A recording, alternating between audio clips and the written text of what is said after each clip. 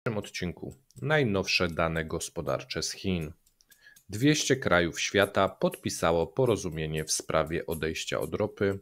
Międzynarodowa Agencja Energetyczna tnie prognozy dotyczące wydobycia ropy. Chiny i USA ścigają się w wyścigu przed nadejściem dnia Q. Chiny się zadłużają, aby zachować wzrost gospodarczy, a na koniec fatalna sytuacja epidemiologiczna w gazie. Zapraszamy. Dzień dobry. Z tej strony Paweł Jeżowski i redaktor Mateusz Lech. Witamy w ten piękny, sobotni poranek. Dziękujemy, że jesteście z nami, że nas oglądacie, że nas wspieracie, że subskrybujecie, że komentujecie, a ten weekend to weekend chiński. Dzisiaj 3 informacje dotyczące Chin, a jutro rano specjalny komentarz dotyczący wyników chińskich i głównie deflacji. A zaczynamy.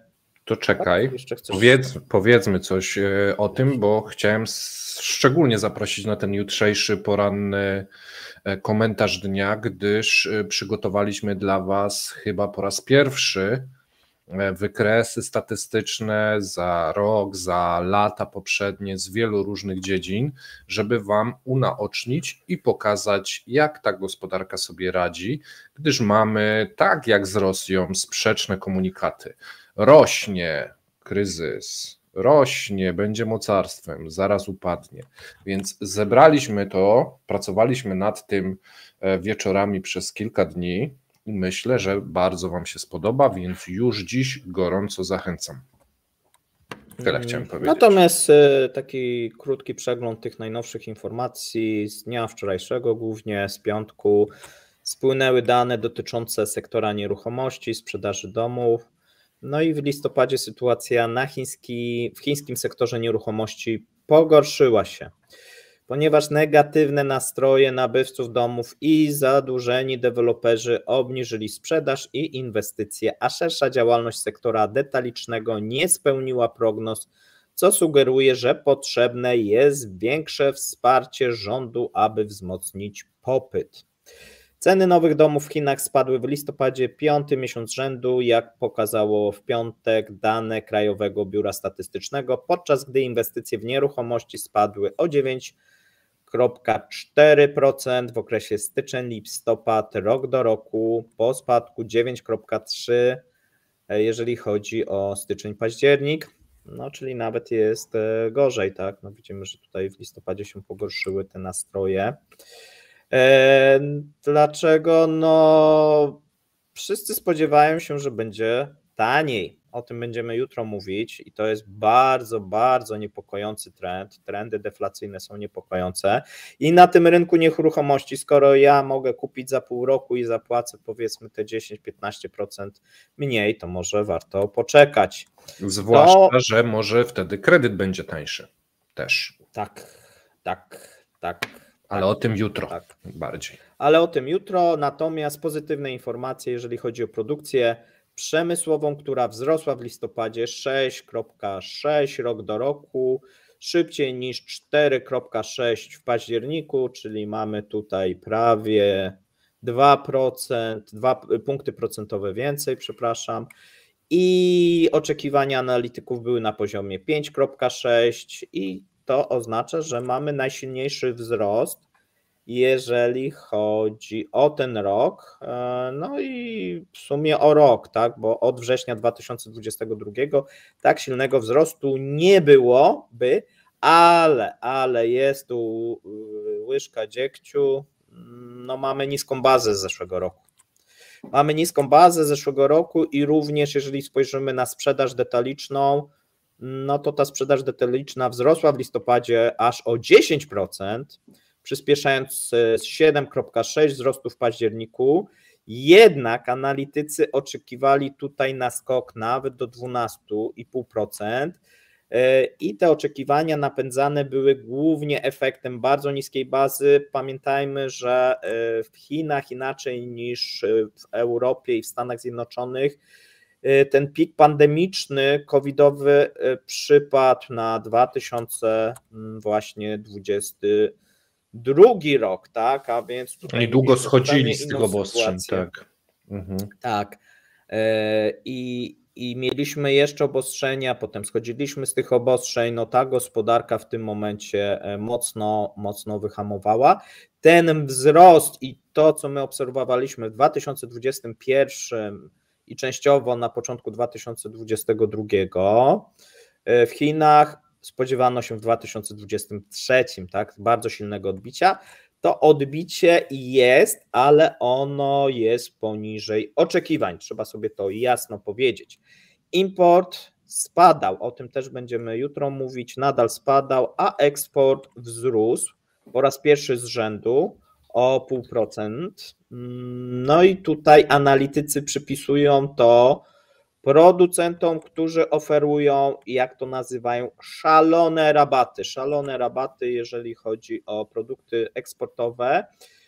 Również jeżeli chodzi o popyt krajowy, pozostaje on słaby, producenci zmuszeni byli też obniżać ceny konsumenckie spadały najszybciej od 3 lat, a deflacja w fabrykach pogłębiła się. Tutaj będziemy mówili, ile ona wynosi, jak to wygląda, dlaczego jest to olbrzymim problemem. No i tutaj mamy też wypowiedź dosyć ciekawą dyrektora do spraw ekonomii Chin w Capital Economics, który powiedział: uważamy, że urzędnicy chińscy nie doceniają zakresu, w jakim spowolnienie w Chinach ma charakter strukturalny i nie będzie go tak łatwo odwrócić. I o tym też powiemy, pokażemy, z czego wynikają te strukturalne problemy.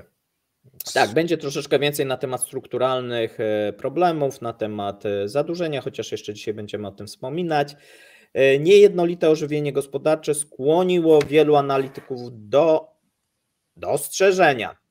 ostrzeżenia, że pod koniec tej dekady Chiny mogą popaść w stagnację na wzór japoński gospodarki w kierunku konsumpcji gospodarstw domowych i rynkowej alokacji zasobów. Ja będę mówił jutro, że to tak, ale nie do końca. Dlaczego? Powiemy sobie jutro. Tak, a jeżeli będziecie chcieli kiedyś, abyśmy więcej mówili o Chinach i zrobili może znowu jakiś odcinek z gościem, to ja myślę, że Łukasz Kobierski nas ogląda co sobotę, więc pozdrawiamy i od razu zapraszamy. Myślę, że się chętnie zgodzi i do nas wpadnie. A ja teraz przejdę do kolejnej informacji. 200 krajów świata podpisało porozumienie w sprawie globalnego ocieplenia. Przedstawiciele 200 krajów na środowym szczycie klimatycznym zgodzili się, że rozpoczęcie ograniczenia światowego zużycia paliw kopalnych, co jest pierwszą w swoim rodzaju wspólną decyzją, zostało porozumienie podpisane. To sygnalizuje możliwy koniec ery ropy naftowej.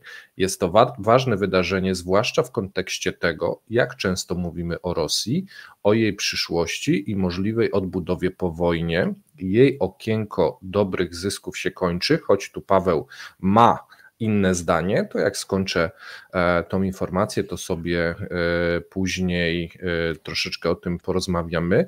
Oligarchowie zarobili, Putin zarobił, naród stracił moim zdaniem historyczną szansę. Porozumienie osiągnięte podczas COP28 w Dubaju po 2 tygodniach trudnych negocjacji będzie mocnym sygnałem dla inwestorów i decydentów. Szef krajowego koncernu naftowego ADNOC z Abu Zabi, Sultan Al-Jaber, który przewodniczył szczytowi, nazwał transakcję historyczną. I tu mamy cytat. Osiągnęliśmy zmianę paradygmatu, która może przekształcić nasze gospodarki. Powiedział podczas sesji zamykającej arabski urzędnik do spraw ropy naftowej. Mamy też cytat duńskiego ministra klimatu i energii. Jesteśmy tutaj w kraju naftowym, otoczonym przez kraje naftowe i podjęliśmy decyzję o odejściu od ropy i gazu. Jestem zachwycony duchem współpracy, który zjednoczył wszystkich. Przypominam, 200 krajów się podpisało i ten cytat powiedział wysłannik USA do spraw działań na rzecz klimatu John Kerry.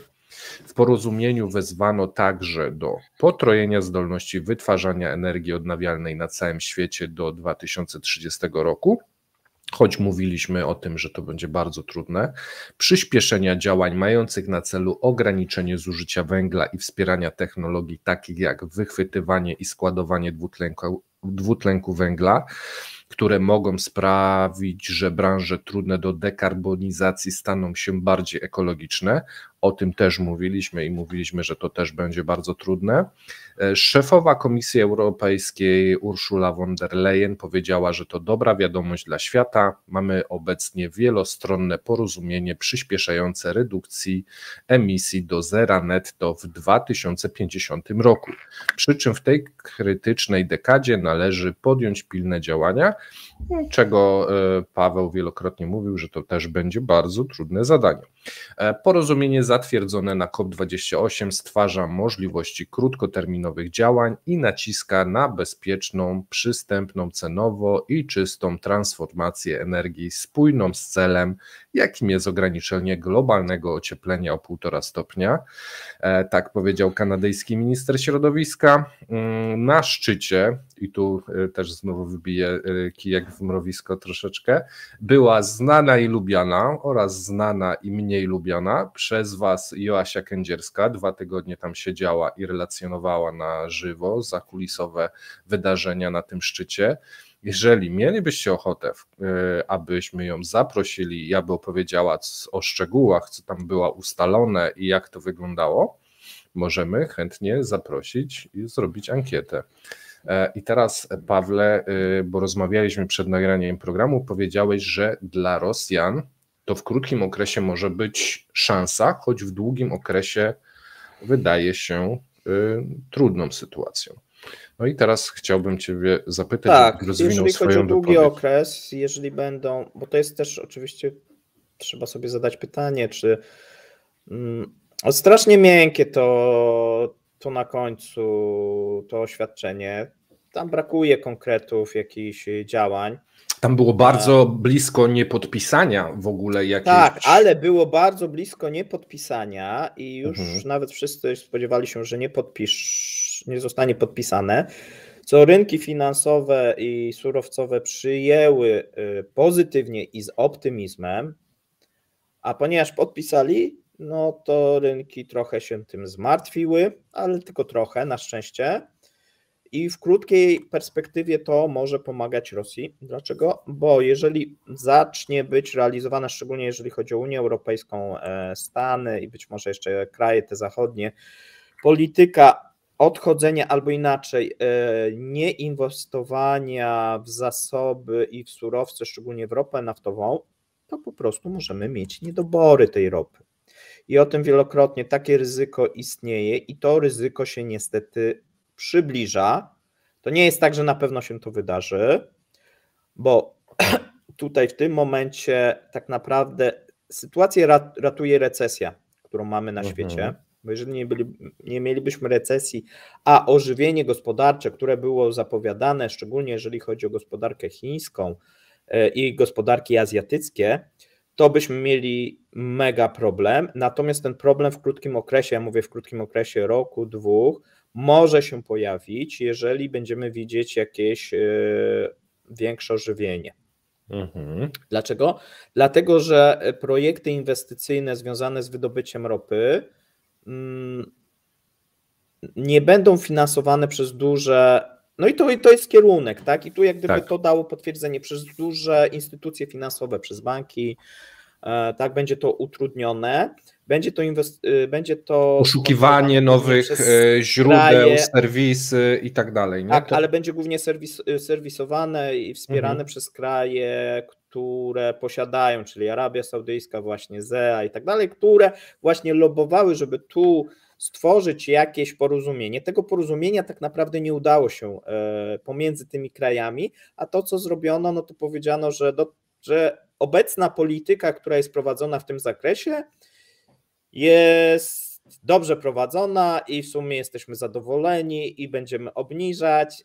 Jak na razie obecna polityka nic nie daje, nic się nie obniża, cały czas jak gdyby tutaj mamy politykę, gdzie korzystamy. Ja nie widzę w tym momencie porozumienia, bo tu trzeba by porozumieć obie strony, tak? Tych, co zarabiają na tych surowcach, żeby zrobić jakąś faktycznie transformację, która będzie opłacalna najlepiej dla wszystkich, tak? Żeby albo zbliżyć, tak, tę stronę, a tak troszeczkę wyszliśmy okopani jednak z tego. Ja tu widzę pewną korzyść dla krajów arabskich kosztem właśnie krajów, które mają potencjalnie źródła, takie właśnie jak ropa i gaz, ale nie mają środków finansowych. Gdyż kraje arabskie, tak jak powiedziałeś, te serwisy, te prace badawcze będą w stanie same sobie sfinansować, może bez dużych instytucji.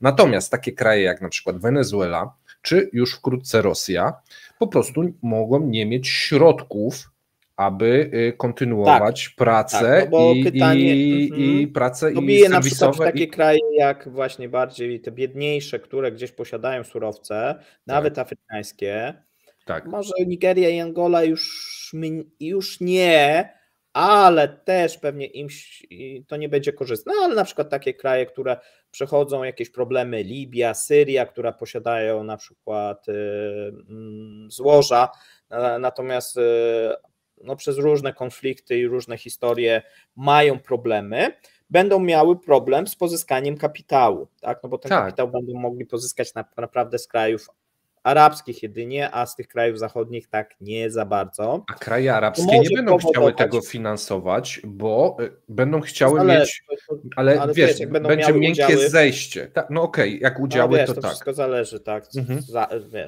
Za darmo tego nie zrobią, tak. Tak.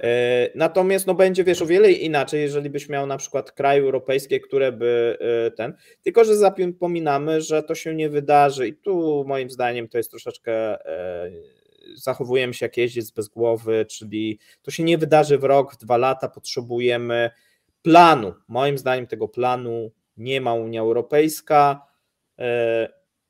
Te wszystkie kraje, Amerykanie grają na siebie, Chiny grają na siebie, tak, nie mamy takiego ogólnoświatowego, ja wiem, że on byłby trudny, ale nie mamy, a plan Unii Europejskiej jest oderwany od... No dobrze, ale te porozumienie 200 krajów jednocześnie, no to jest jakiś pierwszy krok, żeby wypracować jakiś plan.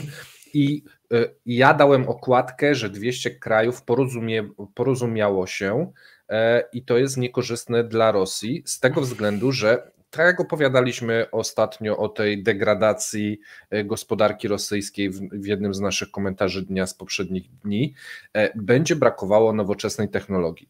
Będzie brakowało finansowania. Gospodarka, tak jak podaliśmy, eksport to jest, wiesz, 50-60% dochodu budżetu. Jeżeli wszystkie kraje się dogadają i w przeciągu najbliższych lat będą powoli odchodzić, a największym beneficjentem tego, takie wiesz, złoty spadochron, dostaną w tym momencie kraje arabskie, które będą miały środki na finansowanie, serwisowanie i tak dalej i one dostaną wydłużony proces odejścia od tej ropy, idąc w stronę na przykład turystyki, no to jednym z najbardziej poszkodowanych w tym zestawieniu, moim zdaniem, w dłuższym okresie będzie Rosja. Tylko że dane przeczą temu, co mówisz, bo tak jak mówię, obecnie nie odchodzi się od ropy naftowej, wzrasta zapotrzebowanie na ropę naftową i ono by wzrastało silniej, o tym za chwilę będziemy właśnie populacja mówić. nam wzrasta na świecie, no to też wiesz, konsumpcja rośnie. Populacja wzrasta na świecie, więc konsumpcja ale to czemu też. nie idziemy w zieloną energię? No tak, ale wiesz, jeżeli masz zapotrzebowanie na większą ropę naftową i przytniesz inwestycje, no to doprowadzisz do tego, że ta ropa będzie coraz droższa. To jest pójście, niestety scenariusz bardzo niebezpieczny, który rysuje się, to jest taki, że odejdziemy od ropy naftowej, dlatego że ona będzie droga. No to też dobrze. W sensie dla nas niedobrze, bo będziemy płacić. No ale okej, ale to jest krótki okres, a później ropa stanie się bezwartościowa. Wiesz, Rosja nie będzie miała finansowania. Przez to. Nie, zupełnie się nie zgadzam. To, co ty mówisz, wydawałoby się logiczne, nie? Kraje się porozumiały, będą odchodzić od ropy naftowej. Skoro będą odchodzić, to znaczy, że będą odchodzić. No ale dane podkazują, że jest odwrotnie. To znaczy, to, że one będą mówić, że będą odchodzić i będziemy przycinać inwestycje, nie oznacza, że kraje odchodzą. No bo odchodzą to znaczy, że zapotrzebowanie w Europie spada, zapotrzebowanie w Azji spada. I o ile jeszcze w Europie faktycznie może będzie spadać powoli to zapotrzebowanie, może, to w przypadku Azji już nie będzie. A tu mamy globalną gospodarkę. I to, co może się wydarzyć, ten scenariusz negatywny, to że ropa zacznie rosnąć w takim krótkim, średnim terminie i z jednej strony, bo to zapotrzebowanie wcale nie zniknie, natomiast ponieważ ona będzie drożeć, no to wielu krajów będzie odchodzić, ale ze względów ekonomicznych, ale ten proces się wydłuży, tak? No bo to nie będzie też tak, że no będzie droga, no to przecież się wszystko, będzie jeszcze dodatkowy punkt ekonomiczny. I wydaje mi się, że niestety takie myślenie też funkcjonuje w Unii Europejskiej, tylko po prostu ci ludzie nie mówią prawdy. Oni kłamią, tak? Czyli nie mówią, że chcą doprowadzić do tego, żeby ropa naftowa i paliwa były drogie, no bo jak będą drogie, no to ktoś powie, no tam korzystaj z zielonej energii, będziesz miał tańszą tą energię, nie?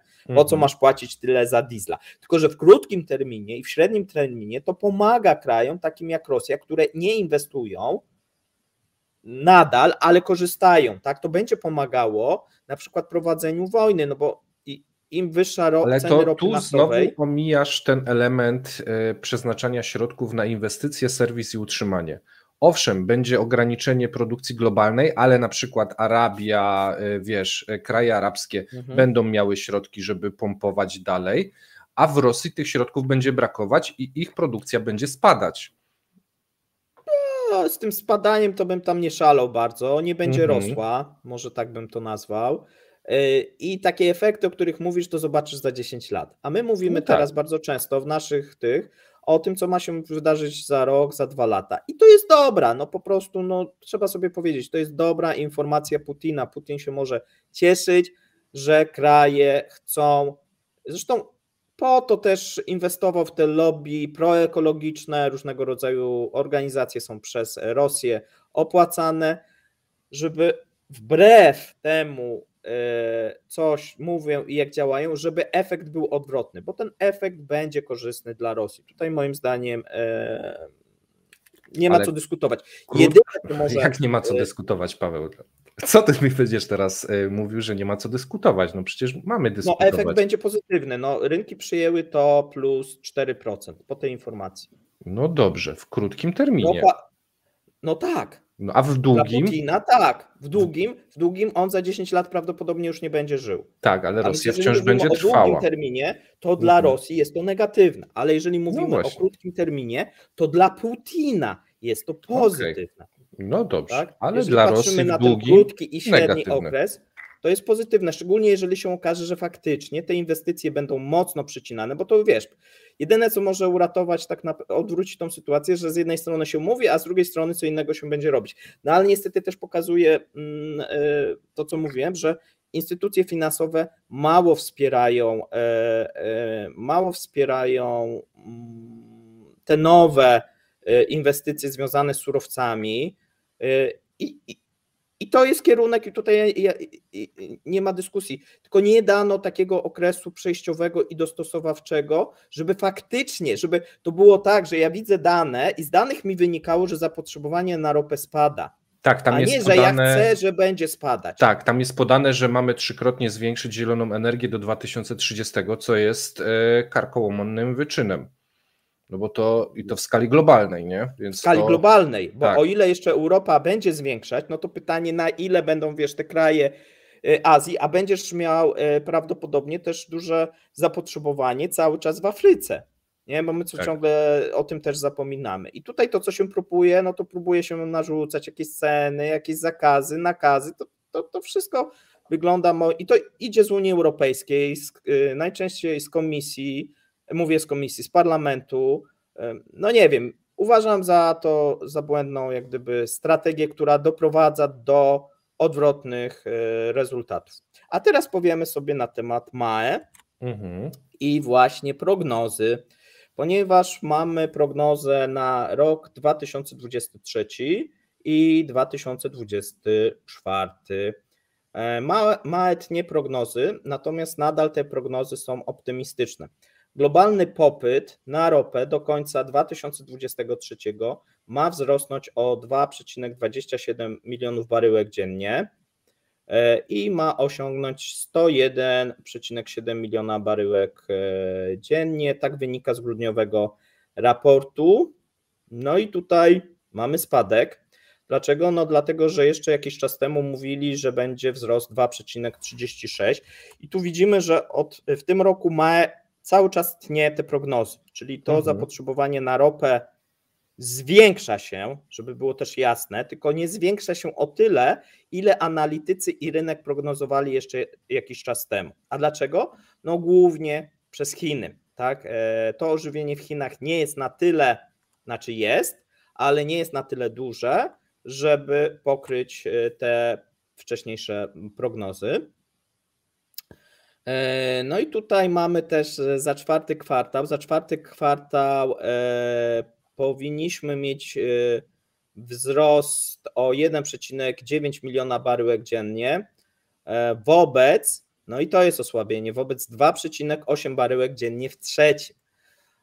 Dlaczego? Spowolnienie wzrostu gospodarczego w krajach OECD, a więc tak naprawdę na to, ile my zużywamy ropy, ma większy w tym momencie wpływ, że gospodarka europejska się słabiej rozwija niż te projekty zielonej energii. To miało najbardziej odczuwalny wpływ w okresie październik-grudzień i najbardziej zauważalne jest to, że popyt na ropę w Chinach w czwartym kwartale, no wszystko wskazuje, że jednak wzrośnie o 1,7 baryłek dziennie. Tak ocenia MAE. 1,7 miliona baryłek dziennie. Tak ocenia MAE. Oczekuje się, że do końca 2023 popyt w tym kraju wyniesie 16,4 miliona baryłek dziennie, czyli będzie to o 2,3 miliona baryłek dziennie więcej niż w 2019 roku. Tak?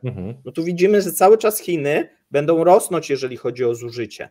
Tam nikt nie mówi o tym, mówi się zielona energia, tak dalej, ale nie ma jakiejś takiej świadomej, że my teraz będziemy sobie hamować gospodarkę, żeby robić, a to robi Europa właśnie, hamuje własną gospodarkę, żeby robić ideologię. Chiny tego nie robią, a świat jest jeden, tak? Nie ma, że Europa i tu mamy kawałek naszego globu, a Chiny kawałek swojego.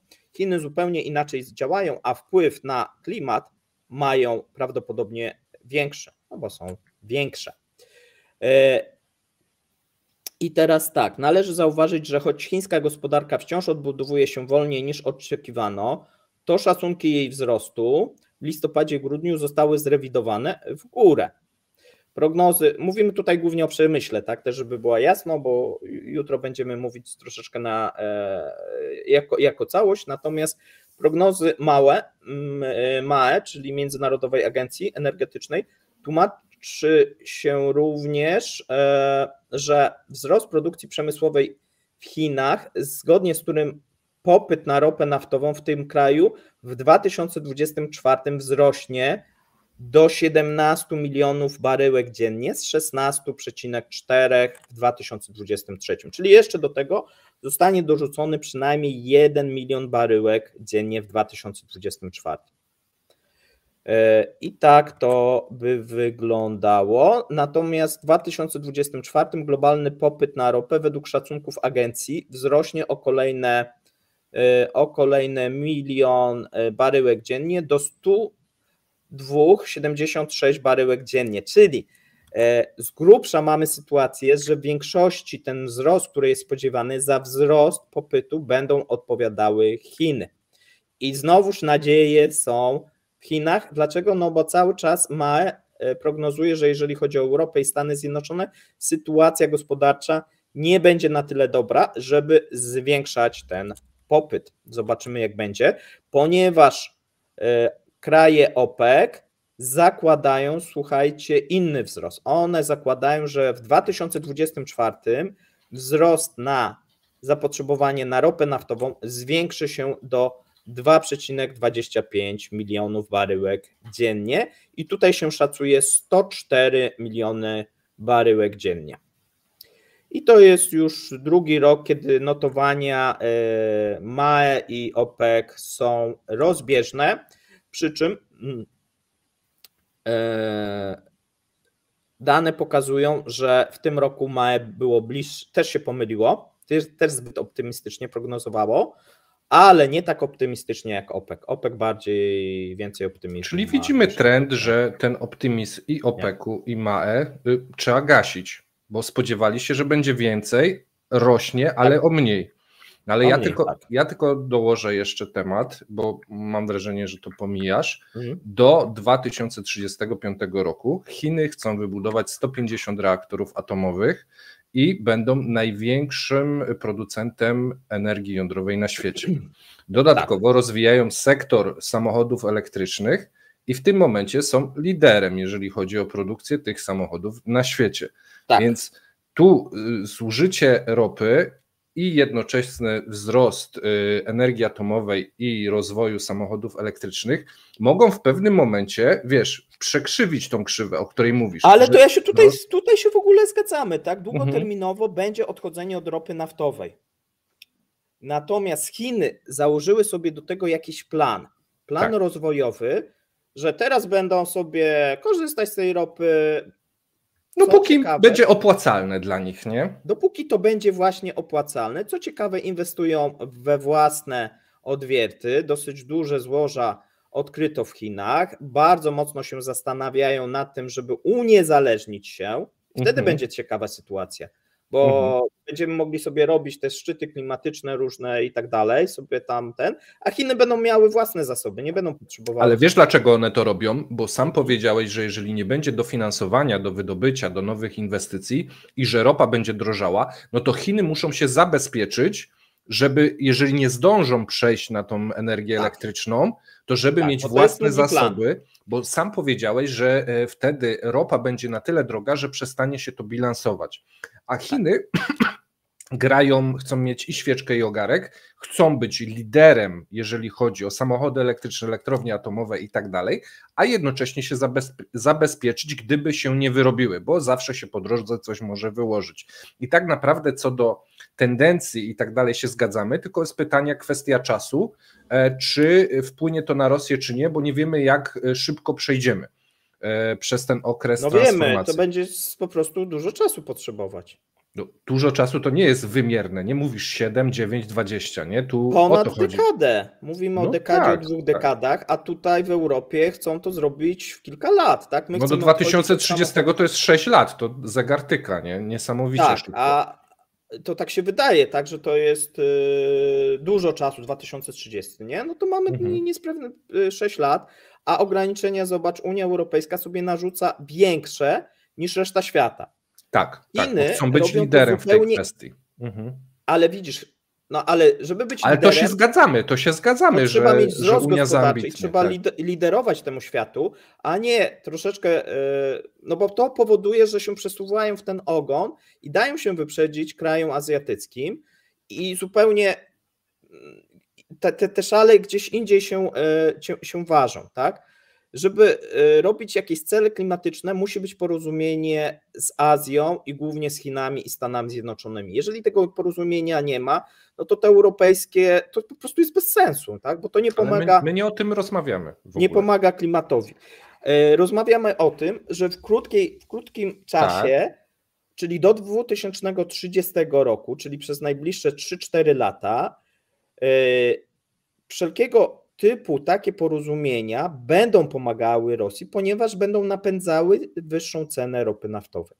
Pod warunkiem, że świat wykaraska się z zapaści gospodarczej. No kiedyś się wykaraska, tak? Ale nie wiemy kiedy. Na razie wiesz. Tylko nie wiemy kiedy, tak. No bo to się na razie miało to być pod koniec 2023.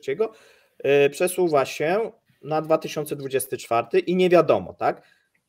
No i to jest akurat w krótkiej perspektywie ma większe znaczenie, tak, że jest recesja, powiedzmy, i że Chiny mają te problemy, bo będziemy jutro mówić w Chinach, te problemy Chin, plany mają dobre, i te pomysły przejścia na energię zieloną w sposób bardziej, że tak powiem, sensowny niż Europa, jak najbardziej tak, natomiast no, mają problemy strukturalne, głównie z zadłużeniem, co może spowodować, że na przykład te plany budowy tych reaktorów i tego wszystkiego mogą po prostu się nie udać.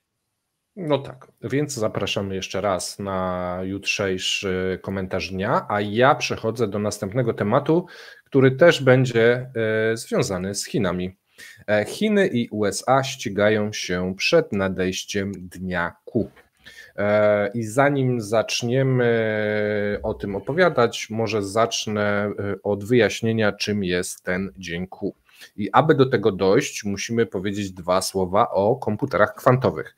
Komputery kwantowe mogą być znacznie szybsze od klasycznych komputerów. W teorii komputer kwantowy może wykonywać obliczenia, które zajęłyby klasycznemu komputerowi miliony lat. Tak więc wyobraźcie sobie wszystkie zadania, które mógłby wykonywać wasz laptop jednocześnie cały czas przez miliony lat. Komputer kwantowy byłby w stanie to zrobić w chwilę. Taka jest to różnica. To oczywiście teoria, podkreślam raz jeszcze. W praktyce komputery kwantowe nadal są w fazie rozwoju i nie są jeszcze tak szybkie, jak zakłada ta teoria.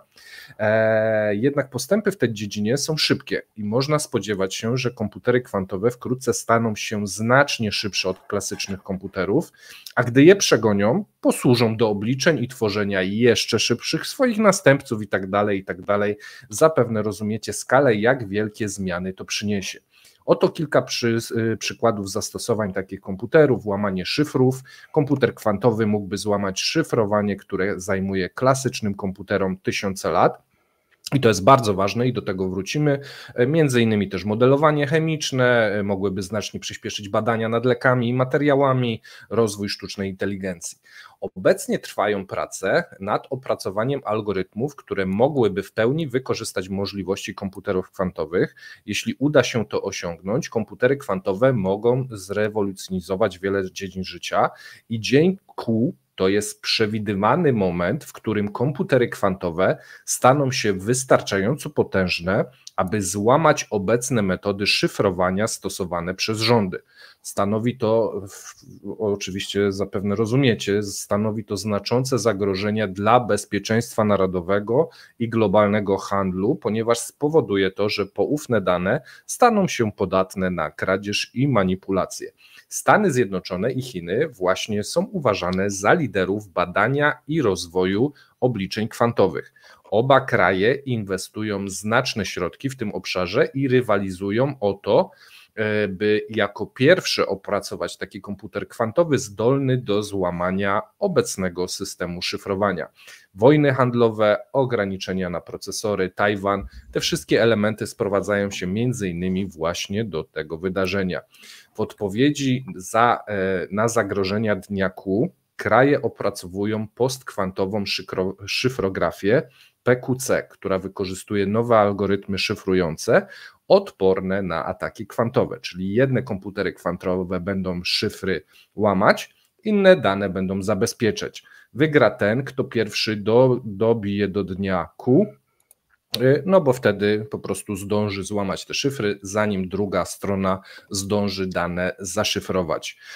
PQC, czyli takie szyfrowanie, jest w fazie wczesnego rozwoju i nie jest jeszcze jasne, czy będzie w stanie pełnić obecne zasady, standardy szyfrowania. W międzyczasie kraje inwestują również w sieci komunikacji kwantowej, które wykorzystują mechaniki kwantowe do tworzenia bezpiecznych kanałów komunikacyjnych odpornych na podsłuch, no bo wtedy te komputery byłyby w stanie praktycznie podsłuchiwać wszystko i wszędzie naraz.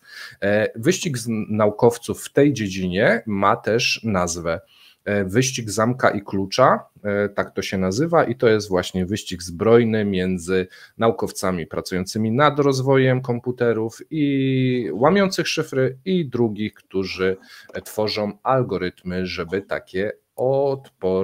takie szyfry były odporne. I dlaczego ta informacja znalazła się w globalnym ekonomicznym przeglądzie? Gdyż jest to wydarzenie, które najprawdopodobniej zmieni losy naszego świata, bo może wywrócić wszystkie zależności globalnych rynków i całkowicie ułożyć to od nowa. A co najciekawsze, istnieje duża szansa, że jeszcze za naszego życia taki przełom, taki dzień nadejdzie. Jak daleki to okres? Szybszy niż zapewne myślicie. Boston Consulting Group prognozowała, że biznes odniesie korzyści z obliczeń kwantowych już w roku 2025. Kwantowe przetwarzanie danych może potencjalnie wygenerować dla użytkowników dochód w wysokości 850 miliardów dolarów już w roku 2035 i BCG oczekuje, że ta technologia będzie dojrzała właśnie w okolicy 2035 roku. Jesteś gotowy na wojnę komputerów kwantowych? Wiesz co, no to jest dosyć prężnie rozwijająca się w tym momencie dziedzina. Zobaczymy jak to będzie. Tutaj również Europa próbuje się włączyć, no chociaż w porównaniu z Chinami i ze Stanami, no to mniejsze sukcesy. Zobaczymy. To nie jest też takie proste. Nie. Jeżeli chodzi o programowanie i wykorzystywanie tych komputerów. Tak, dokładnie. To są plany, a może się jeszcze dużo wysypać po drodze. Nie, tu akurat te plany są bardziej realne niż te plany dotyczące redukcji CO2, więc tu raczej byłbym większym optymistą. A jeżeli chodzi o plany, to musimy sobie powiedzieć na temat Chin, które zadłużają się, aby zachować wzrost gospodarczy. Chińscy przywódcy zgodzili się w tym tygodniu na dorocznym spotkaniu poświęconym gospodarce, że w 2024 deficyt budżetowy wyniesie 3% produktu krajowego brutto. Przypomnijmy, w tym roku jest 3,8%, w przyszłym roku ma być 3%. Natomiast planuje się dodatkowe wsparcie fiskalne na pokrycie dodatkowych wydatków ze środków pozabudżetowych. Czyli zmniejszamy, ale nie zmniejszamy. Tam mamy skarbonkę z boku, nie interesuje Was za bardzo, co to jest za skarbonka i skąd mamy te pieniądze, po prostu stamtąd dosypiamy. Tak, deficyt ma być niższy od tegorocznego planowanego o wartości 3,8, co sugeruje, że Pekin chce utrzymać dyscyplinę budżetową i nie rozważa bardzo dużej bazuki fiskalnej w przyszłym roku, ale opcja emisji pozabudżetowego długu państwowego, choć daje mu elastyczność, może stanowić pole do nadużyć. Czy ty użyłeś słowa bazuki fiskalnej? Takiego zwrotu? Tak. Okej. Dobra. Pekin zamierza wyemitować specjalne obligacje skarbowe w celu pokrycia dodatkowych wydatków. Mogą one wynieść 1 bilion juanów. To znaczy raczej na pewno wyniosą 1 bilion, bo coś takiego w tym roku zostało użyte, tylko że w tym roku włączyli to do budżetu, a w przyszłym powiedzieli, że to będą wydatki pozabudżetowe. No czyli de facto ten deficyt będzie taki sam jak w tym roku, a być może będzie wyższy. Bilion juanów to jest 140 miliardów dolarów, to też, bo ludzie często pytają. Tak, 140 miliardów dolarów, tak. Chiny emitowały już specjalne obligacje skarbowe, w 2020 sprzedały taki dług o wartości 1 biliona juanów, aby sfinansować działanie związane z COVID. I jak widzimy, obecne problemy są równie poważne, jak nie większe. Chiny nie uwzględniają w swoich rocznych planach budżetowych specjalnych obligacji, uznając ten instrument za nadzwyczajny środek pozwalający w razie potrzeby pozyskać wpływy na konkretne projekty lub cele polityczne. Dodatkowo ma być zwiększona kwota obligacji, jakie mogą emitować samorządy lokalne, których dług również nie liczy się do budżetu rządu. W 2024 może to być ponad 4 biliony dodatkowych juanów w porównaniu z 3,8 biliona juanów w tym roku. Chiny planują nową rundę reform fiskalnych i podatkowych, a rząd planuje poprawę struktury wydatków fiskalnych, aby wesprzeć zadania strategiczne, tak podają państwowe media, ale pomysłów i szczegółów brak. Ale to by oznaczało podwyżki podatków, no bo w jaki sposób, nie? Rundę reform fiskalnych, żeby nie wiem, poprawę struktury. Nie ma szczegółów, no wiesz, Mamy grudzień.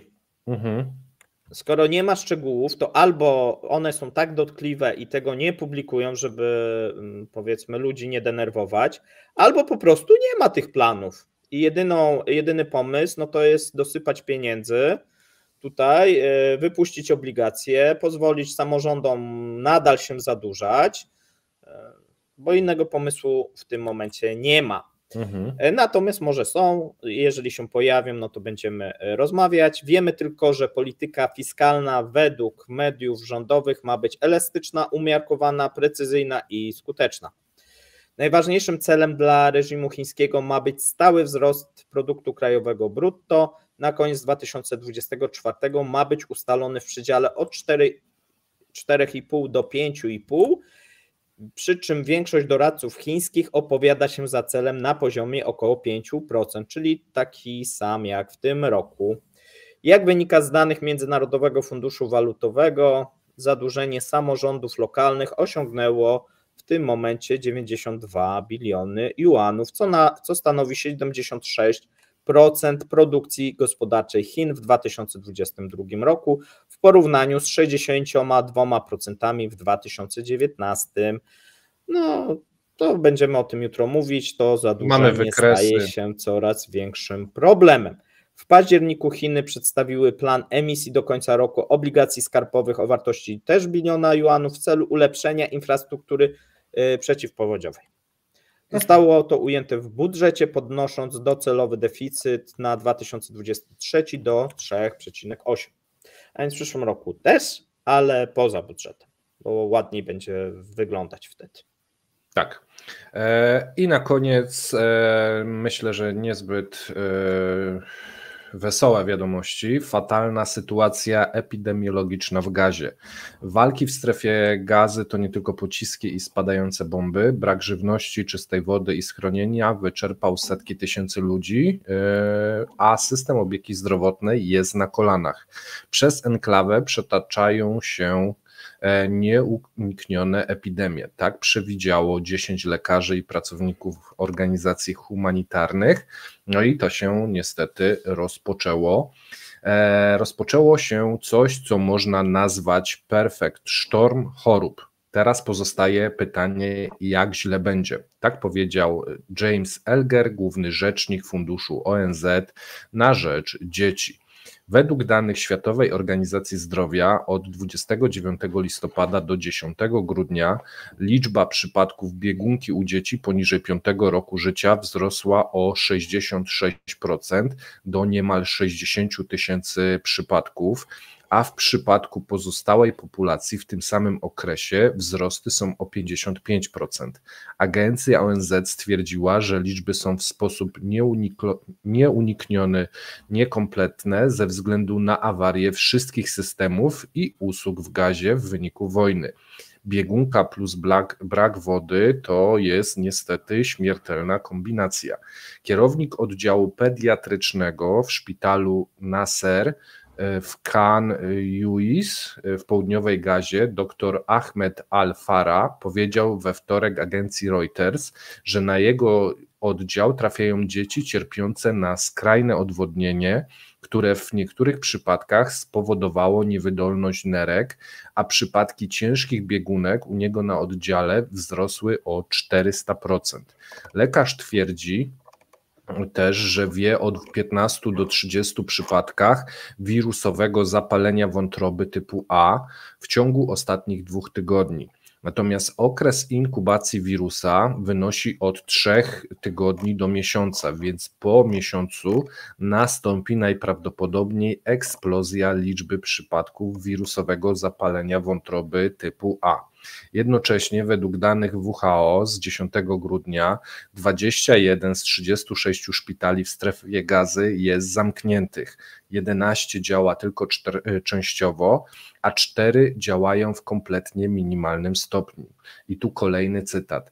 Pewne są 2 rzeczy. Pierwsza to to, że w Gazie rozprzestrzeni się epidemia czegoś w rodzaju czerwonki, jeśli nadal będziemy działać w tym tempie, a druga pewność jest taka, że ani Ministerstwo Zdrowia, ani organizacje humanitarne nie będą w stanie wesprzeć reakcji na tę epidemię. Badacze akademiccy z London School powiedzieli, że po 2 miesiącach wojny zwiększy się ciężar niedożywienia niemowląt z powodu zakłóceń w karmieniu i opiece, a odżywianie matek ulegnie pogorszeniu. Z biegiem czasu wzrasta ryzyko wprowadzenia patogenów podatnych na epidemię. Czynniki ryzyka zostały już spełnione. Przeludnienie, nieodpowiednie warunki, woda i kanalizacja. 3 badacze stwierdzili, że choroby takie jak czerwonka i wodnista biegunka mogą zabić tyle samo dzieci, ile do tej pory spowodowały bombardowania. Syryjski chirurg, który leczył chorych i innych rannych we wschodniej Gutie pod Damaszkiem podczas wieloletniego oblężenia narzuconego przez rząd syryjski, powiedział, że obrazy z Gazy przypominają mu sceny, których doświadczył z pierwszej ręki. Powiedział, że zapalenie wątroby i gruźlica rozprzestrzeniły się tam w wyniku zniszczenia systemu kanalizacyjnego i skażenia wody. Niedożywienie osłabiło odporność ludzi. No i tu mamy dokładnie w ten sam sposób, to samo się dzieje. Oblężenie to sposób na upadek społeczeństwa, to jest jego cytat, oznacza głód, oznacza niedobory środków medycznych, brak prądu, brak chłodnictwa, brak możliwości przechowywania leków i żywności, brak ogrzewania.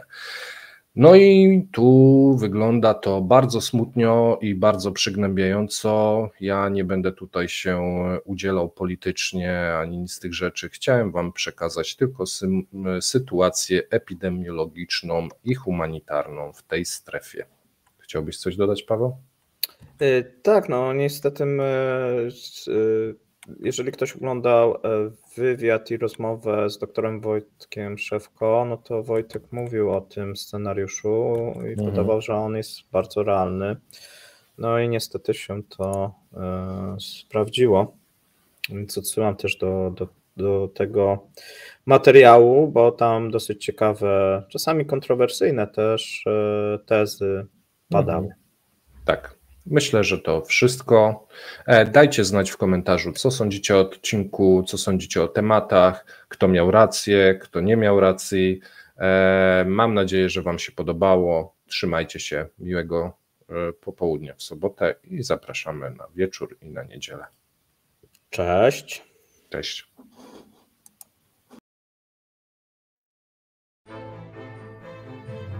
Dziękujemy za obejrzenie materiału do końca. Zapraszamy kolejnego dnia. Trzymajcie się. Cześć.